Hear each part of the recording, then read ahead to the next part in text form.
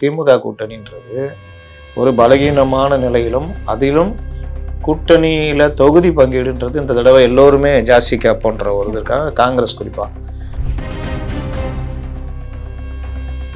காங்கிரஸ்ன்றது ஒரு உளவியல் தாக்கம். காங்கிரஸ் நம்ம கூட இருக்காங்க அப்படின்னா சிறுபான்மை மக்கள் ஒரு நம்புவாங்க, ஒரு நம்பிக்கை காங்கிரஸ் இருக்கிறது. பாஜக உருட்டுறீங்கல்ல, அந்த உருட்டுக்கு கரெக்டாக இருக்கணும்னா காங்கிரஸ் இருக்கணும். திமுக கொள்கை பிடிச்சிருக்குன்னா எடப்பாடி பழனிசாமி சொன்ன மாதிரி கட்சியை கழிச்சிட்டு போய் சேர்ந்துக்க வேண்டியதுங்க. எல்லாருக்கும் ஒரே கொள்கை இருக்குன்னா எதுக்கு தனித்தனி கட்சி நடத்துங்க? போய் சேர்ந்துக்க வேண்டியதுங்க. எந்த கொள்கை பிடிச்சிருக்கு? பாதுகாவலன், பட்டியலின மக்களின் பாதுகாவலன். ஆனால் தூய்மை பணியாளர்கள் போராடும் போது அவர்களை ஒரு பக்கம் அடக்குமுறை வச்சு அகற்றி கொண்டிருந்தே இருக்கும் பொழுதே கூலி படம் பார்த்து ரிவ்யூ போடுவீங்க. அந்த கொள்கை பிடிச்சிருக்கா? நாங்கள் 1000 ஆச்சரியங்கள் இருந்தாலும் 1000 தடவை முகத்தில் மாறி மாறி நாங்கள் குத்தி கொண்டாலும் பிரச்சனைன்னு வந்தா கட்டி பிடிச்சிக்குவோம் அப்படின்ற மாதிரிலாம் பேசிட்டு இருக்காரு. அதனால திருமாவளவன் பேசுறதெல்லாம் நீங்க கணக்கிலே வச்சுக்கூட. விஜய் கட்சி ஆரம்பிச்சிருக்காரு. அவருக்கு கட்சி அமைப்பு எதுவுமே இல்லை. இன்னைக்கு கூட பாருங்க, சும்மா ஏதோ ரஜினிகாந்த் மாதிரி பேசிக்கிட்டு இவரை நம்ம பெரியவரை வம்பு இழுத்துருக்காப்புல. அவர் வண்டி இங்கே வருது, இந்த இடத்துல கூட்டம்னா அந்த சைடு பார்த்தீங்கன்னா பெரிய காலியாக இருக்கு. இப்போ மட்டும் எங்கே போச்சு ரோட் ஷோ? போலீஸ் மிரட்டணும்னு ஒழுங்கா வரீங்க. மவுசு குறைஞ்சதுலாம் கிடையாது. இதுதான் நிலைமை, இதான் யதார்த்தம். இதுக்கு முன்னாடி திருச்சி 8 மாவட்டத்தை எனக்கு எல்லாரும் வாங்கினா எல்லாரும் வந்துட்டான். அப்புறம் ரோட் ஷோ இவர்களே திட்டமிட்டு நடத்தினது. நான் திரும்ப பதிவு பண்ணேன். பிரச்சாரம் பண்ணணும். இந்த கூட்டம் சேர்த்துக்கிட்டு இது பண்ணிக்கிட்டு முதல்வர் அவர்களே அங்கிள் சொன்னா கோச்சிக்கிறாரு. இதெல்லாம் யாருக்கு தேவை? அது பெரிய அளவுல இம்பாக்ட் ஏற்படுத்தும். யார் காலையா வாரி விடுவாரு, அவ்வளவுதான் இம்பாக்ட். வேற என்ன? இவரு நம்ம முதலமைச்சர் ஆவார், ஒரு எம்எல்ஏ ஜெயிப்பாரா பாருங்க. ஒரு குறிப்பிட்ட செக்ஷன் அப்படியே வருது. பஸ்ஸுக்கு முன்னாடி நடந்து போறாங்க 3 காரு, எனக்கு என்னன்னு மொல்லமா நடந்து போறான். போலீஸ் வேணுன்னு தான் பண்ணாங்க. சாவுங்க எல்லாரும், அவங்க கோவம்லாம் அவன் மேலே திரும்பிட்டு தான் பண்ணாங்க.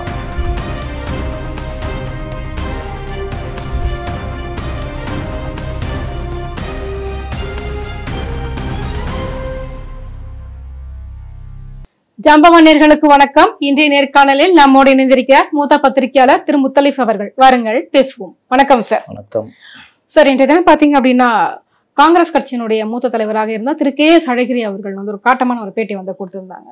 குறிப்பாக திமுகவினுடைய கூட்டணிக்குள்ளேயே இருந்துகிட்டு அவங்களுக்குள்ளே ஒரு ஆட்சியில் அதிகாரத்துல பங்கு கேட்பதில் என்ன தவறு அப்படின்ற மாதிரி கேட்டிருக்காங்க. உண்மையிலேயே அவங்க கூட்டணியில தான் இருக்கிறாங்க. இருந்தாலுமே பாத்தீங்கன்னா திமுகக்குள்ளதான் எல்லாமே ஷேரிங்காவே இருக்கும். கூட்டணி கட்சிகளுக்கு எதுவுமே இல்லாத நிலைமை தான் இருக்கும். கூட்டணி கட்சிக்குள் விரிசல் ஏற்படுவதற்கு என்ன காரணமாக இருக்கும் அப்படின்னு நினைக்கிறீங்க? ஆட்சியில் பங்கு, கூடுதல் இடங்கள், இந்த 2 தான் அவருடைய கோரிக்கையாக இருக்குது. நீங்கள் பார்த்தீங்கன்னா தேர்தலில் அதிமுகவும் இருக்கட்டும் திமுகவும் இருக்கட்டும் தொடர்ச்சியாக அவர்கள் தேர்தலில் கூட்டணி வச்சு தான் போட்டி போடுவாங்க. கூட்டணி இல்லைன்னா ஜெயிக்க முடியாது. ஆனால் கூட்டணி வச்சு போட்டி போட்டு ஜெயித்த பிறகு எப்படியும் மெஜாரிட்டி கிடைச்சிடும். இவர்கள் மட்டுமே ஆட்சி அனுபவிப்பார்கள். மற்றவர்கள் அப்படி தோழமை கட்சிகளாக இவர்களுடைய மற்ற விஷயங்களை சேர்த்து சிலுவை சுமக்கிற வேலை நடக்கும். 2021 24 பார்த்தீங்கன்னா கொஞ்சம் அதிகமாகவே சிலுவை சுமக்கிற வேலைலாம் பார்த்தோம். கிட்டத்தட்ட பேரே கெட்டு போச்சு. இது ஒரு விஷயம். இதில் தொடர்ச்சியாக சமீப காலமாக விடுதலை சிறுத்தைகள் மற்றவங்களாம் ஆட்சியில் பங்கு வேணும், அதிகார பகிர்வு, கூடுதல் இடங்கள்னு. நீங்கள் 2021க்கு முன்னாடி இவர்கள் எல்லோரும் ஒன்று சேர்ந்து 2019 தேர்தல் சந்திக்கும் பொழுது திமுக ரொம்ப பயந்து போயிருந்தாங்க. நம்ம ஜெயிப்போமா, ஸ்டாலின் தலைமையில் ஒரு அணி அமைது, இந்த அணி வெற்றி பெறுமா அப்படிலாம் தயக்கம் இருந்தது. அப்போ கேட்டவங்கலாம் தொகுதியை வாரி கொடுத்தாங்க. ஆளுக்கு 2 சீட்டு, காங்கிரஸுக்கு 10 சீட்டு பாண்டியோடு சேர்த்து இந்த மாதிரிலாம் கொடுத்தாங்க. 2021 எலெக்ஷன் வரும்பொழுது 2 சீட்டுனா 12 எம்எல்ஏ சீட்டு, 9 சீட்டுனா 54, 10 60 சீட் தான் நின்றுருக்காங்க காங்கிரஸ். எல்லோரும் அந்த அடிப்படையில் தான் இவர்களை அணுகும்போது, இல்லை பிரசாந்த் கிஷோர் சொல்லிட்டாரு நாங்கள் கூடுதல் இடங்கள் நிற்கணும், அதனால் நீங்கள் இந்த தடவை குறைச்சிக்கங்க, நாங்கள் ஆட்சியை பிடிக்கணும் அப்படி இப்படின்னு சொன்னாங்க. ஆக்சுவலாக அவங்க பயத்துக்கு காரணமும் இருந்தது. ஏன்னா மிகப்பெரிய வெற்றியெல்லாம் அடையலை. இன்னும் டிடிவி தினகரன் அந்த என்டி அணியில் இருந்திருந்தா திமுக மெஜாரிட்டி கூட கிடைச்சிருக்காரு. அப்போ அந்த பயத்தினால தான் எல்லாருக்கும் 6 சீட்டு, காங்கிரஸுக்கு 24 சீட்டுன்னு முடிவு பண்ணி கொடுத்தாங்க. சரி, ஒரு இது வருது நடக்கட்டும் அப்படின்றத அவங்களும் ஏற்றுக்கிட்டு நின்னாங்க. நான் அதையே நிரந்தரமாக்குற வேலைகள் பண்ணும்போது தான் எல்லாருக்குமே வெறுப்பு. இதெல்லாம் இன்னொரு விஷயம் என்னன்னா, விஜய் அவர்களுடைய கட்சி ஆரம்பிச்சிருக்கிறாரு, அவருக்கான தொண்டர்கள் பலம் பாக்குறாங்க, கூடுற கூட்டத்தை பாக்குறாங்க. ஒருவேளை திமுக கூட்டணியில இருக்கிற இவங்களுக்கு எல்லாமே விசிக ஆகட்டும், காங்கிரஸ் ஆகட்டும், மறைமுகமாக விஜய் அவர்கள்கிட்ட ஏதாவது டீல் பேசிட்டு இருப்பாங்களோ, அந்த கூட்டணிக்கு தாவறதுக்கான வாய்ப்புகள் 2021 அந்த பிரச்சனை இவங்களுக்கு இருந்தது. அதாவது இருந்தா இருங்க, 6 தொகுதி இல்லை போனா போங்கன்னா எங்க போறது? மக்கள் நல கூட்டணி உடைய தோல்வி தான் முன்னாடி வந்து நின்றுச்சு. எதிரில் பார்த்தா என்டிஏ கூட்டணி, அங்கே போய் நிற்க முடியாது. அதனால் வேறு வழி இல்லாமல் இருந்தாங்க. இந்த தடவை வந்து தாவேக்கான ஒரு கட்சி இருக்குது, கூட்டணிக்கு போகணும்னா போகலாம். வாய்ப்பு, வெற்றி வாய்ப்பு எல்லாரும் சேர்ந்துட்டா ஒரு வெற்றி வாய்ப்பு இருக்கான்னா இருக்கும். அப்போ அந்த பயம் திமுகவுக்கும் இருக்குது. இதை பயன்படுத்துவதற்கு காங்கிரஸ் முயற்சி செய்யும். இப்ப திமுக நடக்கக்கூடிய இந்த ஒரு சலசலப்பு, கூட்டணிக்குள்ள நடக்கக்கூடிய பிரச்சனைகள், காங்கிரஸ் ஆகட்டும், விசிகே ஆகட்டும், அல்லது கம்யூனிஸ்ட் கட்சிகள் ஆகட்டும், நிறைய வந்து பேச ஆரம்பிச்சிருக்காங்க, வாய்ஸ் ரைஸ் பண்ண ஆரம்பிச்சிருக்காங்க. விஜயனுடைய கட்சி அது பலம் தான் காரணம் நினைக்கிறீங்களா? ஒருவேளை இந்த கூட்டணி இல்லைன்னா அங்க போய் ஜாயின் பண்ணிக்கலாம் அப்படின்னு நினைக்கிறாங்களா? 2021 அவர்களுக்கு அந்த பிரச்சனை இருந்தது. இந்த மாதிரி 6 சீட்டு 24 சீட்டு இருங்க இல்லை கிளம்புங்கன்றப்போ வெளியில் அவர்களுக்கு வாய்ப்பே இல்லை. மக்கள் நல கூட்டணி தோல்வி, அந்த சைடு என்டிஏ கூட்டணி போக முடியாது. அப்போ வேறு வழி இல்லாமல் பொறுத்துக்கிட்டு இருந்தாங்க. ஆனால் இன்றைக்கி விஜய் கட்சி ஆரம்பித்து ரெடியாக இருக்காரு. என்னதான் இவங்க இந்த ஆரம்பத்தில் நாங்கள் இல்லை போக மாட்டோம்னு சொல்லிக்கிட்டு இருந்தாலும் ஒரு வாய்ப்பு இருக்குன்றதை மறுக்க முடியாது. ஆதவ அர்ஜுனா விசிகாவில் வந்து இணைஞ்ச பிறகு அவர் ஆரம்பித்து வச்சது, உங்களால் நாங்கன்னா எங்களாலேயும் தான் நீங்கள் கூட்டணி ஆட்சின்னு வரும்பொழுது எங்களை வச்சு நீங்கள் ஆட்சி பிடிக்கிறீங்க, அப்போ ஆட்சியிலும் பங்கு தரணும் நீங்கள் அப்படின்றத கிளப்பினார். அந்த சமயத்தில் ஒரு விவாத பொருளாக மாறிச்சு. அதற்கு பிறகு விஜய் சொன்னது வந்து ஆட்சியில் பங்கு அதிகார பகிர்வுன்னு பேசணும்னா அது ஒரு விவாத பொருளாக மாறிச்சு. விசிகேக்குள்ளேயும் கூடுதல் தொகுதி கேட்கணும், ஆட்சியில் பங்கு அதிகார பகிர்வுன்னு. காங்கிரஸில் செல்வ பெருந்தகை வந்த உடனே ஒரு தடவை ஆரம்பித்தார். அப்போ ஈவிகே செலவங்கள்லாம் எதிர்த்தாங்க, 60 சீட்டுக்கு மேலே கேட்கணும், ஆட்சியில் பங்கு கேட்கணும்னு ஆரம்பித்தார். அப்புறம் அது இப்படியே போயிட்டு இருந்தது. இந்த நிலைமையில தான் டெல்லியிலேருந்து வந்த ஒரு பிரதிநிதி 125 தொகுதிகளை நாங்கள் குறித்து வைத்திருக்கிறோம் அப்படின்னு பேசிட்டு போனார். இதே மாதிரி பாஜகவில் இருந்து யாராவது வந்து ஒரு 50 தொகுதின்றால இங்கே எல்லா கைகளையும் கூப்பிட்டு போய் பேட்டி எடுங்க, பாருங்க கூட்டணி ஆட்சி, பாஜக கபலீகரம் பண்ணலாம் பேசுவாங்க. ஆனால் காங்கிரஸ் அங்கே இங்கே வந்து 125 மேலிட பொறுப்பாளரை பேசிட்டு போறாரு. அதுக்கு முன்னாடியும் ஒருத்தர் பேசினாரு, ஒன்றுமே எந்த ஊடகமும் கண்டுக்கல. அதற்கடுத்து ராஜேஷ்குமார் பேசுறாரு, சட்டமன்ற கட்சி தலைவர், காங்கிரஸ் கட்சியுடைய சட்டமன்ற தலைவர், அவர் பேசுறாரு கூடுதல் இடங்களை கேட்போம், ஆட்சியில் பங்கு கேட்போம். அதை பற்றியும் யாருமே வாயை திறக்கல.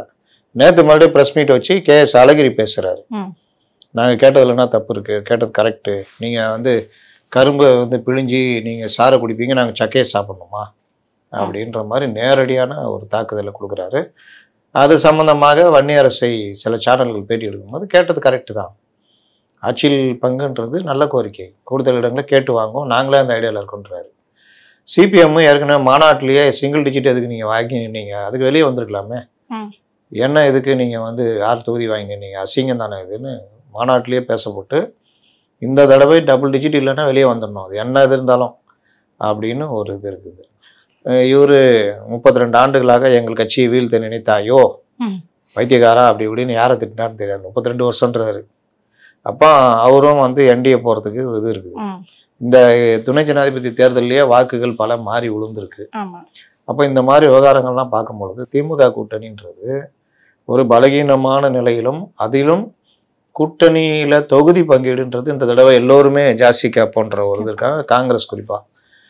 அப்போது அதில் ஏதாவது பிரச்சனை வந்தால் விஜயை நோக்கி நகர்வோம் அப்படின்ற மிரட்டலும். இதில் எனக்கு என்ன ஒரு சந்தேகம் அப்படின்னா, காங்கிரஸ் ஆகட்டும் இல்லை விசிகே ஆகட்டும் இருக்காங்க, காங்கிரஸுக்கு விசிகே கூட ஒரு பக்கம் இருக்கட்டும், காங்கிரஸுக்கு தமிழகத்தில் அந்த அளவுக்கு உங்களுக்கு பவர் இருக்கு. இப்போ கூடுதலாக வந்து ஒரு 20 தொகுதியே கொடுத்தா கூட அந்த 20 தொகுதியை நிற்க வைக்கிறதுக்கு ஆட்கள் வேணும், அவங்க ஜெயிப்பதற்கான திராணி இருக்கிறதா? ஓப்பனாகவே கேட்க காங்கிரஸுக்கு பவர் இல்லைன்னா காங்கிரஸ் விட்டு நில்லுங்க, தைரியம் தான் செஞ்சு பாருங்க.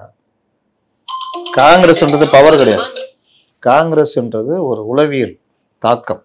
காங்கிரஸ் நம்ம கூட இருக்காங்க அப்படின்னா சிறுபான்மை மக்கள் ஒரு நம்புவாங்க, ஒரு நம்பிக்கை காங்கிரஸ் இருக்கிறதுன்றது. பாஜக எதிரி நீ உருட்டுறீங்கல்ல, அந்த உருட்டுக்கு கரெக்டாக இருக்கணும்னா காங்கிரஸ் இருக்கணும். அகில இந்திய லெவலில் இன்னைக்கு போய் இந்தியா கூட்டணி அதுன்னு பண்ணுறீங்கல்ல, அதுக்கு அடிப்படையாக இருக்கிறது காங்கிரஸ் கூட்டணி. இன்னொன்று பாஜக எதிர்ப்புனா காங்கிரஸ் உங்களோட இருக்கணும். அது எல்லாத்துக்கும் மேலே 6-8% ஓட்டு வச்சுருக்காங்க. இது எல்லாம் சேர்ந்து தான் கழட்டி விடுங்க, என்ன கதி ஆகுறீங்க பாருங்க, படுதோல்வி கிடைக்கும். அப்போ காங்கிரஸ்ன்றது சும்மா கிடையாது. ஆள் இருக்குதோ இல்லையா அது அவங்க பிரச்சனை, ஆனால் தொகுதிகள் கேட்பாங்க. கண்டிப்பா. இதுல விசிக தலைவர் அவர்கள் திருமாவளவன் வந்து சமீபத்துல திருச்சியில ஒரு மாநாட்டுல வந்து பேசியிருந்தார்.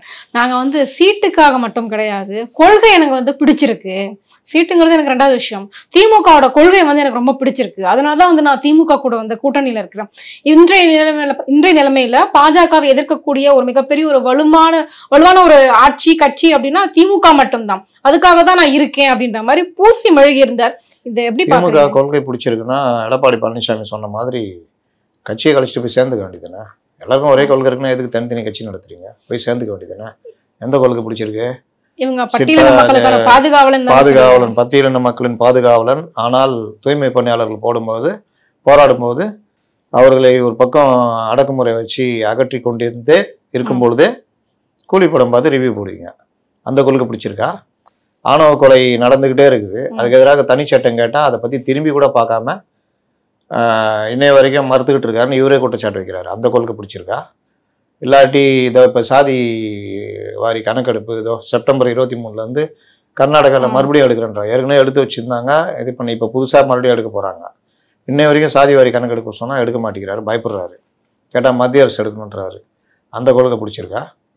எந்த கொள்கை பிடிச்சிருக்கு? அப்போ இவரை பாதிக்கிற விஷயங்கள் இவர் இப்போ தமிழ்நாட்டிலே அதிகமாக பாதிக்கப்படுறது நாங்கள் தான். கொடியேற்ற விட மாட்டேங்கிறாங்க, கூட்டம் நடத்த விட மாட்டேங்கிறாங்க, எதுவுமே பண்ண விட மாட்டேங்கிறாங்க, காவல்துறையுடைய அடக்குமுறை மோசமாக இருக்குன்றாரு. அந்த கொள்கை பிடிச்சிருக்கா? லாக்அப் டெத்லாம் நடக்குது, இளைஞர்கள் இந்த மாதிரிலாம் இதாகிறாங்க, பாதிக்கப்படுகிறார்கள், போலீஸ் அடக்குமுறைன்னு சொல்கிறாரு. அந்த கொள்கை பிடிச்சிருக்கா? எந்த கொள்கை பிடிச்சிருக்கு? அம்மா உணவகத்தை மூடிட்டு ரேஸ் நடத்துகிறாங்களா, அது பிடிச்சிருக்கா?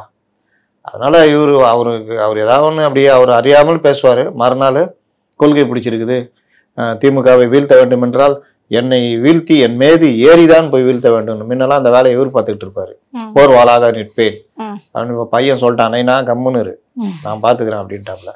அதனால போர்வால உரையிலே இருக்குது. அதுக்கு பதிலாக இவரு போர்வாளாக இருப்பேன், நாங்கள் 1000 ஆச்சரியங்கள் இருந்தாலும் 1000 தடவை முகத்தில் மாறி மாறி நாங்கள் குத்தி கொண்டாலும் பிரச்சனைன்னு வந்தா கட்டி பிடிச்சிக்குவோம் அப்படின்ற மாதிரிலாம் பேசிட்டு இருக்காரு. அதனால திருமாவளவன் பேசுறதெல்லாம் நீங்க கணக்கிலே வச்சுக்கூடாது. நேற்று ஒரு பேச்சு, ஒரு பாட்டு வரும், பழைய பாட்டு, எம்ஜிஆர் பாட்டு, நேற்றொரு தோற்றம் இன்றொரு மாற்றம் பார்த்தால் பார்வைக்கு தெரியாது அப்படின்னு. அந்த மாதிரிதாங்கிறாப்புல. இல்ல கம்யூனிஸ்ட் கட்சிகள் வந்துட்டு எப்பவுமே ரொம்ப குவைட்டாவே இருப்பாங்க. தமிழகத்துல அவங்க செயல்பாடு இருக்கா இல்லையா அப்படின்ற மாதிரியான ஒரு பிம்பம் கூட சமீபத்துல ஏற்பட்டுச்சு. தூய்மை பணியாளர்கள் போராட்டத்துல களத்துல வந்து நிக்கல, எங்க கூட நிக்கல, அப்பவும் அவங்க திமுக தான் சப்போர்ட் பண்ணாங்க அப்படின்ற மாதிரியான பேச்சுக்கள் வந்து பரவலா இருந்துச்சு. இப்ப எலெக்ஷன் டைம்ல இவங்களும் இந்த மாதிரி பேச ஆரம்பிச்சிட்டா ஒருவேளை சீட் அதிகமா கிடைக்கும், இல்லைன்னா பணம் கொடுத்து செட்டில் பண்ணிடுவாங்க. கம்யூனிஸ்ட் கட்சிகள் குவைட்டா இருப்பாங்கன்றது நீங்க ஒருவேளை எப்ப பிறந்தீங்க? 90 கிட்ஸா, 2K கிட்ஸா, இல்ல நடுவுலையா, 95 கிட்ஸா? சரி, ஒரு காலத்துல இல்ல சார், பெண்கள்ட்ட வயசு கேட்க கூடாது. ஒரு காலத்துல இருந்திருக்கலாம் சார், ஆனா ஒரு காலத்துல இருந்திருக்கலாம்லாம் சொல்லாதீங்க. அவங்களாலதான் பல மாற்றங்கள் வந்தது. இன்னைக்கு வேணா நீங்க தலித் மக்கள், பட்டியலின மக்களுடைய உரிமைகள்லாம் இது பேசிட்டு இருக்கலாம், தமிழன் உரிமை எல்லாம் பேசலாம். உரிமைகளை பெற்று தந்ததும் எல்லாம் பண்ணதெல்லாம் கம்யூனிஸ்ட் இயக்கங்கள் தான். கம்யூனிஸ்ட் இயக்கங்கள் இல்லைன்னா விவசாயிகளுடைய பல துன்பங்கள் தீர்ந்திருக்காது, பல பிரச்சனைகளுக்கு தீர்வு கிடைச்சிருக்காது. சாணிப்பால் சாட்டையடி விடுதலை படம் பார்த்தீங்களா? உங்களுக்குலாம் அந்த சாட்டையடி சாணிப்பாலெல்லாம் அந்த மாதிரி படம் எடுத்து தான் காமிக்க முடியும். அந்த மாதிரி கொடூரங்கள், மேலாடை அணியக்கூடாது, இன்னும் சொல்ல முடியாத கொடூரங்கள்லாம் அந்த பண்ணை அடிமைகளுக்கு கிடைச்சிது. பண்ணை அடிமைகள் அப்படின்னு அதையெல்லாம் ஒடிச்சு ஓரங்கட்டினது எந்த வகையிலையும். ஒரு பக்கம் அரசியல் போராட்டம், இன்னொரு பக்கம் கண்ணுக்கு கண்ணு பல்லுக்கு பல்லு அடிச்சா திருப்பி அடிப்போன்ற மாதிரிலாம் பண்ணதுனால தான் ஓடிச்சு. அதுக்கப்புறம் அது மேலே வந்து உட்காந்துக்கிட்டது திராவிட இயக்கங்கள். உட்காந்து திராவிடம் மொழி அது இதுன்னு உருட்டிக்கிட்டு இது பண்ணாங்க. இவங்களுடைய இது பின்தங்கி போச்சு சினிமாக்காரங்களாம் உள்ளே வந்தோன்னா. அதனால் கம்யூனிஸ்டுகள் தியாகம்லாம் சாதாரண விஷயம் இல்லை. இன்றைக்கி வந்து ஒரு 45 நாள் ஜெயிலில் இருந்துட்டு பாம்பு பள்ளி நடுவினிலே பாளையங்கோட்டை சிறை நீலாம் 8 வருஷம் 9 வருஷம் ஜெயிலில் இருந்திருக்காரு சங்கரையாவும் சரி, இப்போ நம்மோடு வாழ்ந்து கொண்டு இருக்கிற நல்லக்கண் அவர்களும் சரி, இன்னும் பல தோழர்கள் கண்ணுக்கே தெரியாது. ஒரு தோழர் வெங்கட்ராமன் சொல்லிட்டு, நம்ம ஆர் வெங்கட்ராமன் கூட ஒன்றா ப்ராக்டிஸ் பண்ணவர். அவர் நினச்சிருந்தா ஆர் வெங்கட்ராமன் மாதிரி பெரிய ஆளாக வந்திருக்கலாம். ம். ஆனால் மாநில செயலாளர்லாம் வந்தார். அவர் வெள்ளைக்காரன் காலத்தில் கைதாகிறாரு, தப்பி வராரு, மறுபடியும் பிடிச்சிடுறாங்க. பிடிச்ச காரணத்தினாலேயே அவர் மனைவி இறந்து போகிறாங்க. ம். அவரை விடலை, ஜெயிலே இருக்கார். இல்ல இவ்வளவு போராட்டம் இந்த மாதிரி பண்ணிருக்காங்க. தியாகம் பண்ணது கம்யூனிஸ்ட் இயக்கங்கள். என்ன பிரச்சனைனா அப்படியே அடுத்தடுத்து வரும்பொழுது அவர்கள் மத்தியில் இந்த ஒயிட் காலர்ஸ் இவங்கெல்லாம் வரும்பொழுது அவருடைய போராட்ட குணம் மழுங்கி போய் சீட்டுக்காக அப்படின்ற மாதிரி வந்து நின்றுட்டாங்க. இன்றைக்கி அப்படி இருக்காங்க. நீங்கள் சொன்னீங்க துப்புரவு பணியாளர் இயக்கம், அதில் முன்னெடுத்து சென்றதுலேயும் சிஐடியுடைய பங்கு உண்டு. ம். ஆனால் அந்த கட்சி வந்து அவர்களுக்கு துணையாக நிற்கல. எப்படி டாஸ்மார்க் ஊழியர்களுக்கு சிஐடி சங்கம் வந்து அவர்களுக்காக போராடுது, கட்சி ஒரு பக்கம் தனியாக நிற்கும். ம். கட்சி வந்து இந்த திமுக உதவி பண்ணும். போக்குவரத்து தொழிற்சங்கங்கள் போராடிட்டு இருப்பாங்க, கட்சி பெருசாக அதில் அழுத்தம் கொடுக்காது. முன்ன அப்படி இருக்காது. இது சாம்சங் தொழிற்சாலை சங்கம் அமைக்கிறதுக்கு போராடுறாங்க. சங்கத்துக்கு எதிராக டிஆர்பி ராஜாலேருந்து எல்லாம் அந்த நிறுவனத்துக்கு எதிராக இருக்காங்க. அதை எதிர்த்து இவர்களால் போராட முடியல. ஆனால் சங்கமே அமைக்கிறதுக்கு முன்னாடியே போய் நன்றி சொல்கிறாங்க. இந்த மாதிரி ஆகி போயிட்டாங்க. அதாவது நான் சொன்னேன், தோழமை கட்சிகள் கூடுதலாக சிலுவையை சுமக்கிறார்கள் இந்த தடவை. இது எல்லாத்துக்கும் ஒரு முடிவு இந்த தேர்தல் நெருக்கத்தில் வரும். அது நடக்கிறதுக்கு வாய்ப்பு இருக்குது. கம்யூனிஸ்ட் கட்சிகள் இவ்வளவு போராட்டங்களை முன்னெடுத்திருக்காங்க, இவ்வளவு சமூகத்துல இவ்வளவு முன்னெடுப்புகளை செஞ்சிருக்காங்க. ரொம்ப வரவேற்கத்தக்க ஒரு விஷயம் தான். என்ன அப்படின்னா இதே ஆட்சியில தான் பாத்தீங்க அப்படின்னா விவசாயிகள் மேல குண்டாஸ் கூட போட்டாங்க. அப்பவுமே கூட பெருசா ரியாக்ட் பண்ணவே இல்லையே. சீட்டு வேணும், எலெக்ஷன் வருது, நெருக்கத்துல மட்டும் குரல் கொடுக்குறீங்க அப்படின்னா உங்க போராட்ட குணம் எல்லாம் என்ன ஆச்சு? எல்லாம் அழக வச்சுட்டாங்க. டி நகர் ஆஃபீஸ்குள்ளேயே மூட்டை கட்டி பின்னாடி போட்டுட்டு போயிட்டாங்க. மேல்மா விவசாயிகளுக்கு எதிரான குண்டர் சட்டம், அந்த இவரை எல்லாரையும் விட்டா பிறகு கூட அவரை விடாமல் அருள் அவரை விடாமல்லாம் பண்ணது. 8 வழிச்சாலைக்கு எதிராக பெரும் போராட்டம் நடத்திட்டு தான் வந்தவொன்னே 6 வழிச்சாலைன்னா சாலை போடாமல் பின்ன வானத்திலேயா போவாங்க அப்படின்னு கேள்வி கேட்டது. இந்த மாதிரி பல முன்னுக்கு பின்புறலான விஷயங்கள். இவர்கள் சிறுவை சுமந்து தோலில் அப்படியே விழுப்புன்னே வந்துச்சு. அந்த அளவுக்கு போய் மதிப்பிழந்து நிற்கிறாங்க. நீங்கள் 2021க்கு முன்னாடி விடுதலை சிறுத்தைகளுக்கோ கம்யூனிஸ்டுகளுக்கோ பெரிய மரியாதை இருந்தது. அது மரியாதை முதல்ல எப்போ போச்சுன்னா தேர்தலில் பணம் வாங்கினாங்கள்ல, 10 கோடி 15 கோடி, அதில் போச்சு.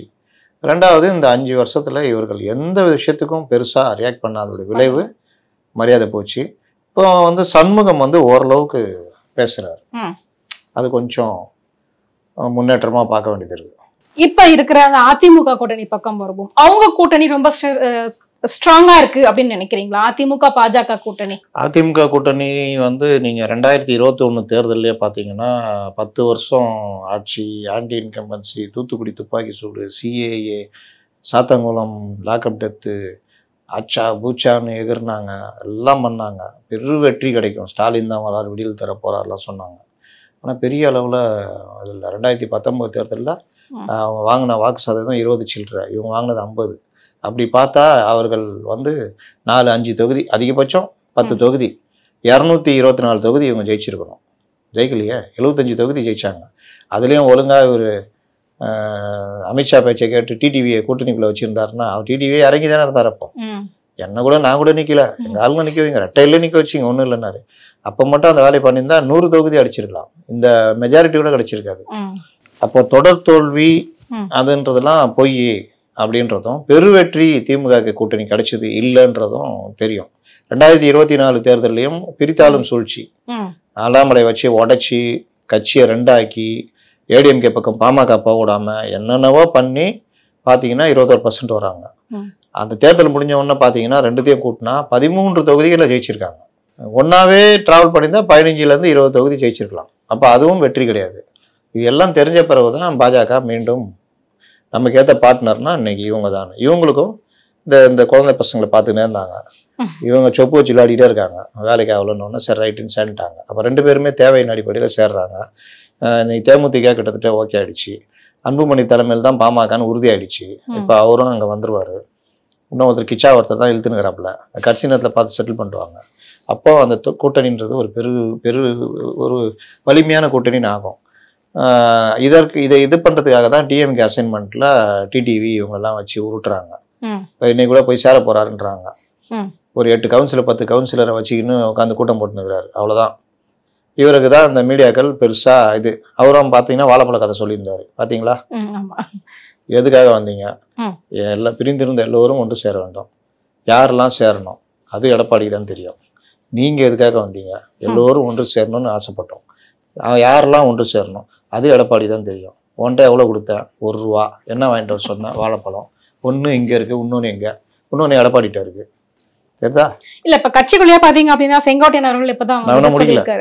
அப்போ என்டிஏ வந்து இன்னைக்கு ஒரு ஸ்ட்ராங்கான கூட்டணியா இருக்கு. விஜய் கட்சி ஆரம்பிச்சிருக்காரு. அவருக்கு ஒரு கட்சி அமைப்பு எதுவுமே இல்லை. அதை இன்னைக்கு கூட பாருங்க, சும்மா ஏதோ ரஜினி அந்த மாதிரி பேசிக்கிட்டு இவரை நம்ம பெரியவரை வம்பு இழுத்துருக்காப்புல. அவர் பாவம் அப்புறம் நீங்கள் தலைவரை நீங்கள் எப்படி நடந்து போகிறீங்க, குழந்தை வரம் கட்டி பிடிச்சிங்கன்னா கட்டி பிடிச்சிக்காரு. தலைவரை நீங்கள் இந்த கோட்டு சூட்டு போட்டு நடந்து போங்கன்னா கோட்டு சூட்டு போட்டு நடந்து போவார். தலைவரை வேன் மேலே ஏறிங்கன்னா ஏறிவாப்புல. அவர் பாவம். அவரை போய் மிஸ்டர் சிஎம் நான் சொல்கிறீங்கன்னு வம்பு இழுத்து ரஜினி அந்த மாதிரி பேசி வச்சுக்கிறாப்புல. மக்கள் பிரச்சனை இப்போவும் தொடலை. இதே ஒரு அலங்கார வார்த்தை 15 நிமிடம் அவ்வளோதான். இதுக்கு இவ்வளோ ஏற்பாடு. அப்போ அதுக்கேற்றாறு போல கிடைக்கும். நீங்கள் திருச்சியில் வந்த கூட்டம் இதெல்லாம் பார்த்தீங்கன்னா இங்கே ஒன்றுமே இல்லை. மிஞ்சி போனால் ஒரு 25,000 பேர் இருப்பாங்க. சார் அவங்க பேசும்போதே கவர்மெண்ட் சைட்ல இருந்து ரொம்ப கட்டுப்பாடுகள் விதிச்சிருந்தாங்க. அதெல்லாம் பண்ணுவாங்க. இதெல்லாம் பேசக்கூடாது, இதெல்லாம் பண்ணலாங்க. யாருக்கு யார் பண்ணல? நேற்று கரூரில் விஜயபாஸ்கர் பேட்டி கொடுக்குறாரு. செவர் எழுத்து எழுதுறாங்க. எழுத போகும்போது திமுக வந்து பிரச்சனை பண்ணுறாங்க. 17ஆம் தேதி சிஎம் வராரு இங்கே கரூரில் 30 விழாக்கு. அது முடிஞ்சோடனே நீங்கள் எழுதிங்க அப்படின்னோடனே சரின்னு இவங்களும் ஏற்றுக்கிட்டு போகிறாங்க. அவர் சிஎம் வந்துட்டு போன பிறகு நேற்று போய் பண்ணால் எழுதக்கூடாதுன்றாங்க. அப்போ என்ன உங்களுக்கு மட்டும் தாரவாத்து வச்சுருக்குதா? எல்லா இடத்துலையும் நீங்கள் எழுதிக்குவீங்க. நாங்கள் எங்கள் தலைவர் வரும்போது அவர் யார்? அவரும் முன்னாள் முதல்வர் தானே அப்படின்னு. அப்போ அங்கே தொல்லை கொடுக்கலையா? இப்போ வரைக்கும் பர்மிஷன் கேட்குறோம். அந்த இடம் தடை செய்யப்பட்ட இடம்னு கோர்ட்டில் போய் சொல்கிறாங்க. அந்த இடத்துல தான் சிஎம் இவங்க கனிமொழி பேசியிருக்காங்க, டெப்டி சிஎம் பேசியிருக்காரு. அப்போ எங்களுக்கு மட்டும் தடைப்படுச்சு. அப்போ இவங்களுக்கு இடம் உடனே கொடுத்துட்றாங்க. என்னன்னா இவங்க என்னென்ன செய்வாங்கன்னு அவங்களுக்கு தெரியும். அவர்கள் கூட்டத்தை நடத்தியே ட்ரைனிங் எடுத்தவங்க. அதனால அவர்கள் சாதாரண நடத்துகிறாங்க. நீங்கள் புலம்புறாங்க, என்ன விட மாட்டேங்கிறாங்க, போக மாட்டேங்கிறாங்க. ஒரு பஸ்ஸை வடிவமைக்கிறதுலே தெரியலையா இவங்களுடைய லட்சணம்? ஆனால் அந்த காலத்துக்கு கூட பாருங்கள், 1980 வர அசோக் லேலண்ட் பஸ் மாதிரி இது. அதனால் இவர்களுக்கு அந்த இதெல்லாம் தெரியல. அப்போ இவர்கள் பிரிக்கின்ற வாக்குகள் இந்த மாதிரி விஷயங்கள்லாம் வந்து பெரிய அளவில் இருக்காது. அப்போ ஒரு 20% ஏதோ இந்த வாக்குகள் இருக்குன்னா பெரும்பாலான வாக்குகள் திமுகவுடைய வாக்குகள். எப்படி சொல்கிறேன்னா 2021 விஜய் ரசிகர்கள் எல்லாருமே ஏடிஎம்கே ஒழியணும்னு நினச்சாங்க. அப்போ விஜய் ஒரு இயக்கம் வச்சு பெரிய இதுவாக இருந்தார். அந்த ரசிகர்கள் முழுவதுமே, ஏன்னா இவரே கருப்பு சாப்பிட்டு ட்ரெஸ் போட்டு சைக்கிளில் வந்து சிம்பாதிக்க பண்ணார். அப்போ எல்லோருமே டிஎம்கே ஓட்டு போட்டாங்க. சிறுபான்மை மக்கள் எந்த காலத்துலையும் ஏடிஎம்கேக்கு என்டிஏக்கு போட மாட்டாங்க. ஏடிஎம்கே போட்டிருந்தாங்க. பாஜக கூட சேர்ந்து ஐயோ ஐயோ ஐயோன்னு இவங்க சொல்லி இப்போ சமீப வருடங்களாக போடுறதில்ல. அவர்களும் திமுக தான் போட்டிருந்தாங்க. ஏன்னா சீமானுக்கும் போட மாட்டாங்க. இப்போ தான் சீமான் கொஞ்சம் அந்த ஸ்ட்ராட்டஜியை மாத்துறாரு. அதுக்கு முன்னாடி தான் சாத்தானின் பிள்ளைகள் அதுன்னு சொல்லி போட மாட்டாங்க. அப்போ அந்த ஓட்டம் விஜய்க்கு விழுறதுக்கு வாய்ப்பு இருக்குது. கிறிஸ்தவன்ற முறையில் ஒன்று, சிறுபான்மை மக்களுடைய வாக்குகள் கோவத்தில் இருக்கவங்கலாம் இங்கே போடுவாங்க. பெண்கள் வாக்கு, பட்டியலின இளைஞர்கள் வாக்கு, அப்படி ஒரு விஜய் வந்து திமுகவுடைய கோர் ஓட்டுகளை பிரிக்கிறதுனால நீங்க அந்த உடைய பலன் வந்து என்டிஏக்கு போறதுக்கு வாய்ப்பு இருக்கு அப்படின்னு நான் கணிக்கிறேன். ஆனால் இப்போ இருக்கிறவங்க எல்லாம் என்னது, சும்மா அந்த என்னது இந்த திருச்சியில மரக்கடைக்கல 1 லட்சம் பேர் கூட இல்லை. அந்த கூட்டத்தை பார்த்து நீங்க மூத்த பத்திரிகையாளர்லாம் 70 சீட்டு ஜெயிப்பார் விஜய்லாம் உருட்டுனாங்க. அதனால இன்னைக்கு இருக்கிறவங்க எல்லாருமே அந்த மாதிரி கடங்காத கூட்டம் சார். எத்தனை பேர் மயக்கம் போட்டு விழுந்தாங்க, இவ்வளவு பேர் ஆம்புலன்ஸ்ல தூக்கிட்டு போனாங்க. காலையில இருந்து அவ்வளவு கிரௌடு நின்றுகிட்டு இருக்கிறாங்க. ஒரு 10 மணிக்கு வராரு அப்படின்னா 7 மணிக்கே பின்னவங்க எல்லாம் உண்டு இல்ல. அதனாலதான் மயக்கம் போட்டு விழுந்தாங்க. காலையில டிபன் சாப்பிடாம 7 மணிக்கு அங்க நிக்கணும்னா 5 மணிக்கு பாருங்க, அப்படியே கடுகு மாதிரி இருக்கு. அவ்வளவு கூட்டம் இல்லைங்க. அவர் வண்டி இங்க வருது, இந்த இடத்துல கூட்டம்னா அந்த சைடு பாத்தீங்கன்னா பெரிய காலியா இருக்கு. இப்ப மட்டும் எங்க போச்சு ரோட் ஷோ? போலீஸ் மிரட்டணும் ஒழுங்கா வரீங்க. மவுசு குறைஞ்சிருச்சா? அதுக்குள்ள மவுசு குறைஞ்சதுலாம் கிடையாது. இதுதான் நிலைமை, இதான் யதார்த்தம். இதுக்கு முன்னாடி திருச்சி 8 மாவட்டத்தை எனக்கு எல்லாரும் வாங்கினா எல்லாரும் வந்துட்டான். அப்புறம் ரோட் ஷோ இவர்களே திட்டமிட்டு நடத்தினது நான் திரும்ப பதிவு பண்றேன். இப்போ ரோட் ஷோ நடத்தக்கூடாதுன்னா இப்போ மட்டும் வண்டி எப்படி ஃப்ரீயா வருது? இல்லை வச்சுங்க, இவர் திருச்சி ஏர்போர்ட்ல இருந்த வேணா அதே கடை வச்சிருப்பாரு. அட்லீஸ்ட் நாகப்பட்டினம் தஞ்சாவூருக்குள்ள நுழையும் போது நாகப்பட்டினம் நுழையும் போதுல இருந்து இந்த கடை வச்சிருப்பாரு. சாயந்தரம் வரைக்கும் அப்படியே வந்து இந்த ஹைவேஸ் ஒரு வழி பண்ணி எல்லாம் பண்ணியிருப்பாரு. கோர்ட்டு தலையிட்டு போலீஸ்லாம் தலையிட்டோன்னு ஒழுங்கா வருதா வண்டி? இவர்கள் வேலையே இதுதான். இவர்கள் இந்த சின்ன பசங்க வேலை பண்ற மாதிரி தான். பிரச்சாரம் பண்ணணும். இந்த கூட்டம் சேர்த்துக்கிட்டு இது பண்ணிக்கிட்டு முதல்வர் அவர்களே அங்கிள்னு சொன்னா கோச்சிக்கிறாரு. இதெல்லாம் யாருக்கு தேவை? அவர் சொல்லுங்க சிஎம். சார், ஒரு மாற்றம் வேணும். திமுக ஓட்டு போட்டு இத்தனை வருஷம் எங்களுக்கு ஒண்ணும் நடக்கல, அதிமுக ஓட்டு போட்டு எங்களுக்கு எதுவும் நடக்கல, புதுசா யாராவது வந்துட மாட்டாங்களா, எங்களுக்கு ஏதாவது நடந்துடாதா அப்படின்னு நினைக்கிறவங்க ஏன் விஜய் நோக்கி போக கூடாது? போவாங்களா? நான் இல்லைன்னு சொல்லியே. அதுதான் 20% 18% சொல்றேன். அது பெரிய அளவுல இம்பாக்ட் ஏற்படுத்தாதுன்னு நினைக்கிறேன். ஏற்படுத்தும். யார் காலையா வாரி விடுவாரு, அவ்வளவுதான் இம்பாக்ட். வேற என்ன? இவரு நம்ம முதலமைச்சர் ஆவாரு. ஒரு எம்எல்ஏ ஜெயிப்பாரா பாருங்க. நீங்க ஒரு தொகுதியில நீங்க ஜெயிக்கணும்னா, ஒரு எம்எல்ஏ ஜெயிக்கணும்னா 70,000 80,000 ஓட்டு வாங்கணும். 80,000 ஓட்டுன்றது 40%. 2 லட்சம் ஓட்டு. இப்போ சராசரி என்ன ஒரு தொகுதியிலையும் 2 லட்சம் சில்லற 3 லட்சம் இருக்கும். 2 லட்சம் ஓட்டு பதிவாகும். அதுல 70 80,000 1 லட்சம் வாக்குகள் யார் வாங்குறாங்களோ அவங்க ஜெயிப்பாங்க. நீங்க 20%னா 2 லட்சத்துக்கு 40,000 தானே. விஜய் நின்னாதான் ஜெயிக்க முடியும். விஜய் மட்டும், விஜய்க்குன்னு கொஞ்சம் கூடுதலா விழும். ஆனா அவர் நிக்க மாட்டாரு. அவருக்குலாம் தைரியம்லாம் கிடையாது. இதுல சீமானுடைய ஓட்டுகள் வந்து மொத்தமாவே விஜய் பக்கம் போயிடும் அப்படின்னு சொல்றாங்க. நாம் தமிழர் வந்துட்டு அவ்வளவுதான், இனி எந்திரிக்கவே முடியாது அப்படின்றாங்களே, உண்மைதானா? அது சீமான் ஓட்டுகள் தான் வந்துட்டு ரொம்ப அடி வாங்கும் அப்படின்றாங்களே. சீமான் வந்து விஜய் வரது முடிந்ததில் கட்சி நடத்திட்டு இருக்காரு. 6% வரைக்கும் இருந்தார். விஜயோட போன தடவை 2024 எலெக்ஷனில் தம்பி வருவார், கூட்டணி வைப்போம்லாம் பேசினார். அந்த நேரத்தில் அந்த ரசிகர்கள் கொஞ்சம் பேர் போட்டிருக்கலாம் சீமானுக்கு. 8%, 8.something%. இப்போ வந்து தேர்தலில் விஜய் பிரிக்கிற வாக்குகளில் சீமானுடைய வாக்குகள் ஒரு 2% போச்சுன்னா அது விஜய் ரசிகர்களுடைய வாக்குங்க தான் நினைக்கணும். இல்லை, அவர் இப்போ இறங்கி அடிக்கிறார். அப்போ இறங்கி அடிக்கிறாருன்னா ஒருவேளை விஜய் எனக்கு பிடிக்கும், ஆனால் அந்த அரசியல் எனக்கு பிடிக்காது. சீமான் தான் அரசியல் ரீதியாக எனக்கு விஜய் பிடிக்கும். ஏன் பிடிக்கும்? திமுக அதிமுக வேணால் மாற்றம் வரும்னு நினைக்கிறேன். ஆனால் இவர் பார்த்தா ரஜினிகாந்த் வசனம் பேசிகிட்டு இருக்காரு. அப்போ கரெக்டான விஷயங்களை மக்கள் பிரச்சனை பேசுறதுனா சீமான் தான் அப்படின்னு ஒரு செட்டு மாறுச்சுன்னா அதே 8% தக்க வச்சுக்கலாம். இது ஒரு வகையான இது. அதனால சீமான் வந்து அதனால தான் விஜய் போட்டு அடிக்கிறாங்க. இல்ல, இப்ப விஜய் பத்தி சொல்லும் போது இன்னொரு கொஸ்டின் என்னன்னா, 15 நிமிஷம் தான் கொடுக்குறாங்க. இந்த டைமுக்குள்ளதான் நீங்க பேசணும் அப்படின்னு ஒரு குறிப்பிட்ட 30 நிமிஷம் பேசினா என்ன பண்ணுவாங்க? டைம் கொடுக்குறாங்க. 30 நிமிஷம் பேசினா என்ன பண்ணுவாங்க? காவல்துறை விதிமீறல் பண்ணிட்டாரு, அப்படிலாம் ஏதாவது பிரச்சனை வந்துச்சு அப்படின்னா அதுக்கு வந்து விஜய் தான் காரணம். எந்த செக்ஷனும் கிடையாது. ஜட்ஜி செருப்பெத்து அடிப்பார். எந்த செக்ஷன்ல வந்து கவுல் சொல்ற இவ்வளவு நேரம் தான் பேசணும் அவ்வளவு நேரம் பேசணும்லாம் கிடையாது. அப்படி பார்த்தா 5 மணி நேரம் வந்தீங்களா ரோட் ஷோ? அது தவிர்க்க முடியாத சூழ்நிலை. மக்கள் பெருவெள்ளம் இன்னைக்கு எங்க போனாங்க? மக்கள் பெருவெள்ளம் எங்க போனாங்க? போலீஸ் கண்டிஷனு, கோர்ட்டு கண்டிஷன் ஒன்று ஒழுங்கா வர்றீங்க. அன்னைக்கு நான் அதான் சொன்னேன், வண்டியை கொண்டு வந்து ஏர்போர்ட்டில் வச்சுக்கிட்டு ஜனங்களை அங்கே வர வச்சுக்கிட்டு ஒரு குறிப்பிட்ட செக்ஷனு அப்படியே வருது. பஸ்ஸுக்கு முன்னாடி நடந்து போகிறாங்க 3 காரு, எனக்கு என்னென்னு மொல்லமாக நடந்து போகிறான். போலீஸ் வேணுன்னு தான் பண்ணாங்க. சாவுங்க எல்லாரும், அவங்க கோவம்லாம் அவன் மேலே திரும்பிட்டோன்னு தான் பண்ணாங்க. அதனால் இன்னைக்கு கோர்ட்லாம் தலையிட்டோன்னா வண்டி சும்மா வேகமாக வருது. கரெக்டாக அந்த ஊர்வலத்துக்கிட்ட வந்தோன்னா கும்பலை பார்த்தா நிறுத்திப்பான் மொல்லமாக போப்பா. அங்கேருந்து வரத்துக்கு 50 நிமிஷத்துக்கு மேலே ஆச்சு. எங்கே? ஒரு 100 மீட்டர் அண்ணா வந்து அந்த இடத்துக்கு வந்து இவர் பேசுறதுக்கு. அதனால் இது அது ஒன்றும் சொல்ல மாட்டாங்க போலீஸு, சரி வந்தாங்க போனாங்க அப்படின்னு. நீ தூரத்தில் இருந்தால் 4 கிலோமீட்டர் 5 கிலோமீட்டர் மேலே இந்த வேலையெல்லாம் பண்ணுனா நாங்கள் இனி நடவடிக்கை எடுப்போம்னு தான் கோர்ட்டுக்கு போனோம். இப்போ எனக்கு பாமக பற்றியும் கேட்கணும்னு தோணுது. பாமகலையும் இவ்வளவு கட்சி ரொம்ப குடைச்சல் இருந்துகிட்டு தான் இருக்குது, இவ்வளவு பிளவு இருக்குது. பாமக தேருமா தேராதானே இருக்குது. பாமக வந்து அங்கேயும் பிரச்சனை உண்டு பண்ண திமுக தானே. அப்பாவை பிடிச்சி திமுக வாங்கன்னு இழுத்த உடனே அதில் இல்லை நம்ம என்டிஏல இருக்கலான்னு பையன் சொன்னோன்னா அப்பா பிள்ளைக்குள்ள கிளாஷ் ஆகிடுச்சு. ஏற்கனவே வேறு சில பிரச்சனைகள் இருக்குது. எல்லாம் சேர்ந்து மொத்த பிளவாக போச்சு. கட்சியில் இருக்க மொத்த பொதுக்குழு உறுப்பினர்கள், மாவட்ட செயலாளர்கள், எம்எல்ஏக்களில் மெஜாரிட்டி, தேர்ந்தெடுக்கப்பட்ட முக்கிய நிர்வாகிகள் எல்லோருமே அன்புமணியோடு இருக்காங்க. அப்போ கட்சியே அன்புமணிகிட்டே இருக்குன்றது நிறுவனம் ஆயிடுச்சு. நடுவில் இந்த லகட பாண்டிகள், தமிழகத்தினுடைய பிரசாந்த் கிஷோர்கள்லாம் ராம்தாஸ் கையில் தான் கட்சி போவோம் அப்படி இப்படின்னு எல்லாம் சொல்லிட்டு இருந்தாங்க. நம்மளை மாதிரி சாதாரண ஆட்கள், அறிவற்றவர்கள், நம்ம இப்படி தான் நடக்கும்னு சொன்னோம். என்னன்னு தெரில, நம்ம சொல்கிறதா நடக்குது. இந்த அறிவாளிகள் சொல்கிறதெல்லாம் நடக்கவே மாட்டேங்குது, என்னன்னே புரியல. அதனால் இது வந்து ஒரு வகையான ரொம்ப பெருசாலாம் பாமகக்கு இது வராது பின்னாடி. ஒருவேளை இது என்டிஏல இப்போ இவரு போய் சேர்ந்துட்டாரு, ஒரு 10 எம்எல்ஏ சீட்டுக்கு 10 சீட்டு 15 சீட்டு நிற்கிறாங்க. இந்த இப்போ நான் சொன்னேன், இந்த அலையெல்லாம் மாறி ஒரு இதுனா ஒரு 10-12 சீட்டு ஜெயிச்சிட்டாரு வச்சுக்கோங்க. பாமக அடுத்த கட்டத்துக்கு நகர்ந்துடும்ல, பெரியவரும் விட்டுருவார். வேறு என்ன பண்ணுறது, இனி கட்சி அவங்க தான் இருக்குது போட்டோம் அப்படின்ற மாதிரி போயிடுவார். ஆனால் பாமகக்கு பிரச்சனை இல்லை, ஏன்னா அவர்கள் இப்போ எடுத்த முடிவு கரெக்ட். என்டிஏ இது போயிடுவாங்க. திமுகவுடைய வாரிசு அரசியல் வந்துட்டு தொடர்ச்சியாக வந்து ஒரு விமர்சனத்துக்குள்ளாகவே இருக்குது. கருணாநிதி, ஸ்டாலின் அவர்கள், அடுத்து உதயநிதி அவர்கள் அடுத்தபடியாக வாரிசும் தயாராகி கொண்டிருப்பதாக கேள்விப்படுறோம். இப்படி இருக்கும்போது இந்த மக்கள் வந்து இதை அக்செப்ட் பண்ணிக்கிறாங்களா சார்? வாரிசு அரசியல் அப்படிங்கறத ஏத்துக்கிறாங்களா?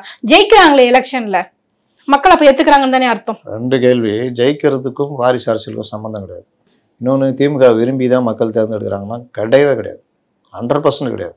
கூட்டணிகள் கூடுறது, எதிரில் கூட்டணிகள் இல்லாமல் இருப்பது, இந்த இதில் லாஸ்ட்டில் ஃபஸ்ட்டுன்னுவாங்க, அந்த மாதிரி தான் வராங்களே தவிர விருப்பப்பட்டு இப்போ எம்ஜிஆர் போட்ட மாதிரி ஜெயலலிதாவுக்கு போட்ட மாதிரிலாம் வந்ததே கிடையாது. கலைஞரும் சரி திமுகவும் சரி எந்த காலத்துலேயும் இவர்கள் வேணான்னு வெறுத்த பொழுது வந்திருக்காங்க. 96 எடுத்துக்கங்க, 89 பிரிஞ்சு கிடந்தப்போ, 96 இவர்கள் ஆட்சி வேணாம், ஜெயலலிதா மேலே உள்ள கோபம் அது. 2006 உங்களுக்கு பெருவெற்றிலாம் கிடைக்கல, அப்போ விஜயகாந்த் காலவாரி விட்டார், அந்த கேப்பில் தான் வந்தது. 2011, 16 ஜெயலலிதா. அதனால் இவர்கள் வந்து இவங்க மேலே விருப்பப்பட்டு தான் என்றைக்குமே வாக்களிச்சதுன்றது கிடையாது. இவர்களை பார்த்தாலே, இவர்கள் வந்தாலே தமிழ்நாட்டு மக்கள் கிட்ட திமுக அந்த அளவுக்கு வரவேற்பு இல்லைன்னு சொல்ல முடியாது இல்லைங்க சார்? வரவேற்பு இருக்குதுன்னா ஒரு 26%, 25% இருக்குது, அவ்வளோதான். அதை வச்சுக்கிட்டுலாம் ஜெயிக்க முடியாது. கூட்டணி பலத்தை வச்சுக்கிட்டு தான் 35-40% ப்ளஸ் அந்த நேரத்தில் ஜெயலலிதா பிடிக்காம 96 எப்படி நிலைமையோ அந்த மாதிரி 2011 10 வருஷம் ஆச்சு, பிஜேபி கூட இருக்காங்க, அதுன்னு அந்த பிரச்சாரம் எல்லாம் சேர்ந்தது. அப்போ கூட பெருவெற்றி வரலையா? ஸ்டாலின் வராரு, விடியல் தர போறாருன்னா பெருவெற்றியில் கிடச்சிருக்கணும். 200 தொகுதி மேலே ஜெயிச்சிருக்கணுமே. அவ்வளோ பெரிய பிரச்சனையில் இருக்கும்போது, இந்த தோழமை கட்சிகள்லாம் நல்ல பேராக இருக்கும் போதே நீங்கள் பெருவெற்றி வரல, இப்போ எப்படி 200 தொகுதி ஜெயிப்பேன்னு சொல்கிறீங்க? ஒரே ஒரு விஷயம், பணபலம் மற்ற விஷயங்கள் ஆட்சி பலம் இருக்குன்னு நம்பி சொல்கிறீங்க. ஆனாலும் அதுவும் நடக்காதுன்றேன். 2வது நீங்கள் என்ன சொன்னீங்க?